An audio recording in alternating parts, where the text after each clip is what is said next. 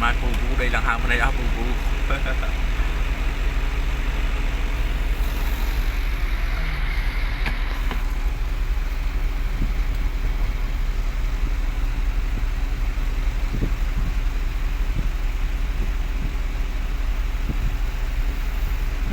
này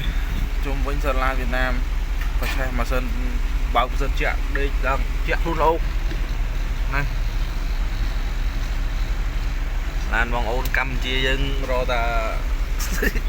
khai là đã chọc bàn luôn ơi là vậy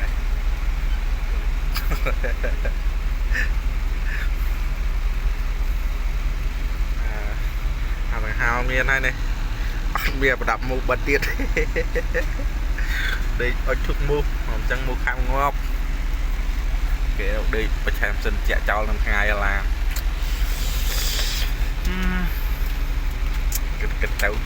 chọc mà Atomy Logistics Quality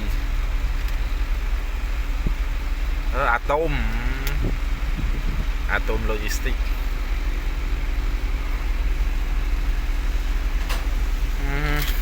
sao à từ rầy là trời to từ sao này